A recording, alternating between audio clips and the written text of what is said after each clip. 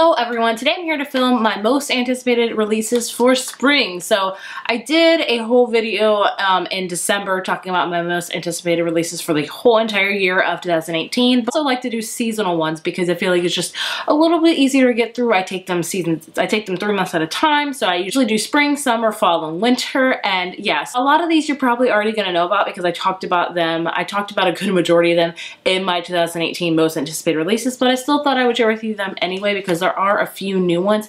Like I said, this is my spring one. So by spring, I mean the months of March, April, and May. That's our spring begins right in the middle of March and it kind of continues through like June. So I think June, July, and August are summer months. So this is my most anticipated spring releases and there are quite a few of them.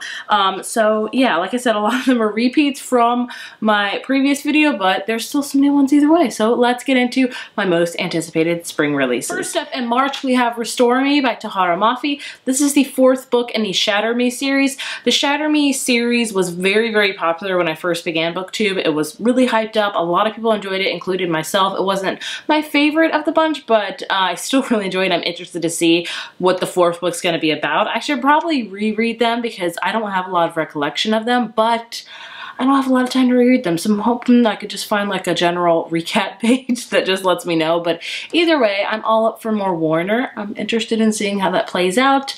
I don't know if I'm going to read it that month, but still excited for it. Also on March 6th, we have To Kill a Kingdom by Alexander Christo. This is a dark, twisty retelling of The Little Mermaid, and I'm very, very excited for it. I'll be honest with you, I've read a few, not a ton, of kind of mermaid books or siren books, things like that, and I have not found one that I've really enjoyed. I don't know if that's like one of the things I don't like. Usually I don't like fairy books or mermaid books, but I read a fairy book I read this year and I really loved it, so I'm hoping this will be my mermaid one that I read and will fall in love with. And I'm excited that it's going to be a dark, twisty retelling of and I'm excited it's going to be a dark, twisty retelling of The Little Mermaid because I feel it's one of the most darkest Disney tales already because of what it all is about. But either way, I'm excited to read it. I definitely plan to read it next month because it just sounds so appealing. Also on March 6th, we have Rainbirds by Clarissa Gowan. This is an adult novel. I talked about this book in particular in my top 18 adult books I want to read in 2018. It's about a guy whose sister was murdered in a small town of Japan, and he goes to that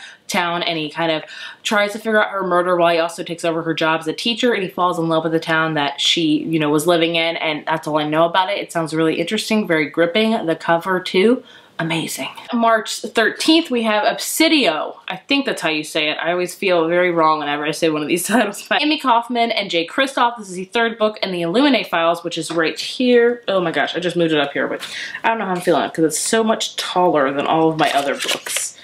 I'm so picky about my shelves and how they like fit. Do you think that looks decent up there? Let me know. But either way, it's the 3rd book, and I think it's the final book as well. I love this series. It's a great mixed media format book, and it's told basically, it's a sci-fi book, and it's told all in like emails and dossiers and texts and things like that. It's a really, really fun sci-fi book. I highly recommend it. Cannot wait to read the 3rd book. Also on the 13th, we have another adult book called Laura and Emma by Kate Greenhead. This is adult chick lit, I would say. It's basically about a single mother raising her daughter, I want to say, and it says among the upper crust of a New York City society in the late 20th century. I love that. I think it sounds awesome. I love the cover. It just sounds like it's going to be a really heartwarming novel, which I'm all about. Moving on to April, the first book I want to talk about is Starry Eyes by Jen Bennett, which comes out April 3rd. Jen Bennett also wrote one of my favorite contemporary books of last year called Alex Approximately. This is basically about a group camping trip that goes wrong and a boy and girl left stranded. That's all you really need to know. It's contemporary books. You don't have too much. It's promising. I'm hoping it's going to be adorable, and I love it just as much as I love Alex Approximately. It sounds like a perfect spring type of book. We have Ace of Shades by Amanda Foody, which comes out April 10th. She also wrote Daughter of a Burning City, which I admit I have yet to read. This one sounds a little bit more intriguing to me than Daughter of the Burning City. So I don't know if I'm alone feeling that. But basically, this is about a girl named N. Hopefully I said that right. And who has to leave finishing school when she learns that her mom has disappeared. And her mom has disappeared in this city called New Rennes, which is like the city of sin, which I'm kind of thinking of it as like Las Vegas. Maybe not.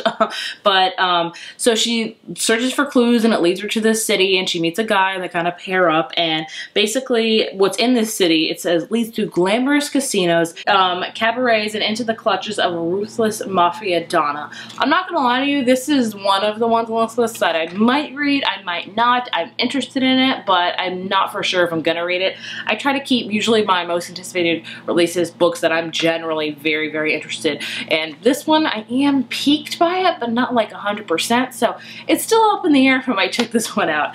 Talk about is A Reaper at the Gates by Sabaa Tahir, which comes out April 24th. This is the third book in the Emma and the Ashes series, which I actually really enjoy, but I feel like it's been a couple years since we had the second book, so I have forgotten a lot about that series. So again, I'm gonna have to do my good old-fashioned recaps. This is kind of a high fantasy book where it's told in like kind of Roman brutal times, and that's it's hard to explain. There's kind of a love hexagon going on within it. We have a lot of strong female characters, which I enjoy, and it's also very, very brutal, but I'm still very excited for it. I do plan to read it, but I'm gonna have to refresh my memory. In April, we have Leah on the Offbeat by Becky Albertalli, which comes out April 24th. This is kind of a spin-off of Simon versus the Homo Sapiens Agenda, which I am planning to read this month because of the movie. And this actually follows a character that was in Simon. Her name is Leah. Obviously it's his best friend, and we get to see more about her. So I don't know much about this book. I just want to know about Leah because I haven't yet read Simon, which I'm planning to read, but I will by the time this book comes out for sure. Moving on to our last month, May. This is the biggest month, I think. I feel like May and September are like the biggest publishing months in my opinion. I don't know, people could think I'm wrong, but to me I feel like that's where a lot of the biggest releases are released.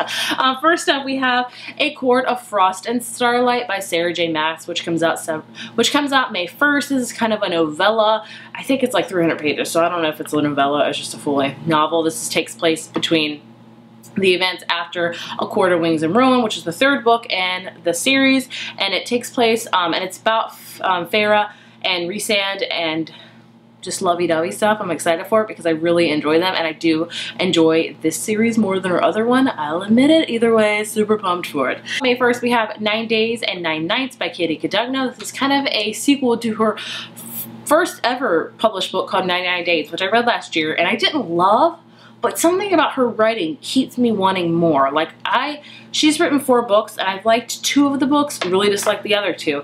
And I don't know what it is about her writing. I just enjoy it so much. So I'm very excited to see how this is going to play out because I think it does deserve a sequel because it left very, very much open-ended. So I'm excited to see where it's going to go. Contemporary novel, 99 Days is basically about this girl that gets kind of in a love triangle, and you get to see the after effects of it, and then this book takes place kind of after that. I don't know, we'll see. We have What Should Be Wild by Julia Fine. I forgot to put a release date on that. Whoops, I'll put it right here. This is an adult fantasy novel, which I don't read a lot of at all, which I need to remedy.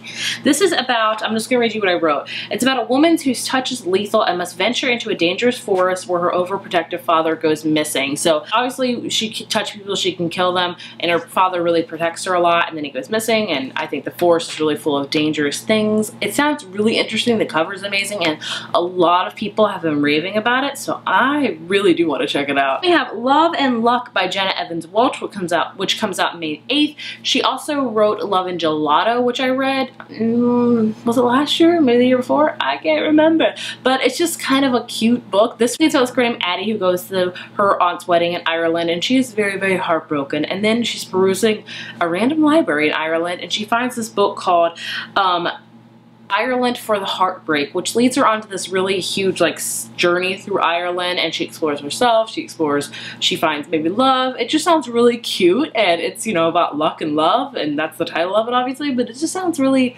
adorable. I didn't love Love and Gelato, but it was cute, so I'm hoping this will be cute as well. Then we have a thriller novel. We have The Favorite Sister by Jessica Nell, which comes out May 15th. She also wrote another book. I want to say it's The Luckiest Girl Alive. I wanted to read it, but the reviews were so horrendous on it that I didn't even attempt to. This one, however, sounds very intriguing. It basically just says, when 5 hyper-successful women agree to appear on a reality series set in New York City called Gold Diggers, the producers never expect the season will end in murder.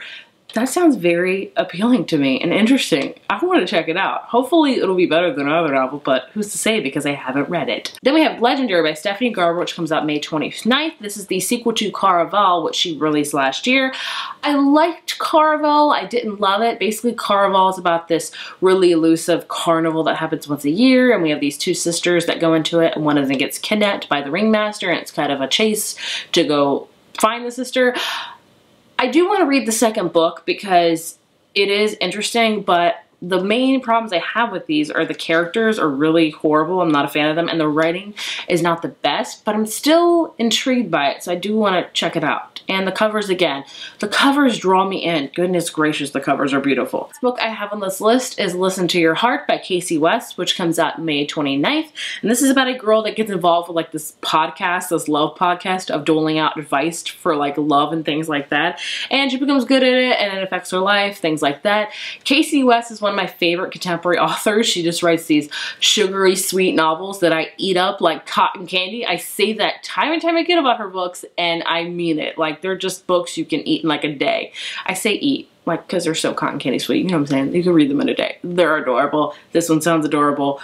I'm excited. Those are all the spring releases I'm excited for. It doesn't feel like it's a lot. Like, I feel like March and April don't have a ton of releases, but May is where it's at. But like I said, these are all the books I'm interested in. There's a lot more that I am intrigued by, but these are the ones I'm really hoping to read this year. I'm trying to keep my reading like half new releases, half what's already on my shelf, because I got a lot on my shelf. But either way, these are books I'm interested in and definitely want to check out this spring. If you have any spring releases that you're interested in, please leave them down below. I would love to hear, because I am sure I have missed some. Goodness gracious, I always miss some. But either way, I hope you guys enjoyed it. And if you did, be sure to give this video a thumbs up, hit subscribe, and I will see you guys in my next video. Bye.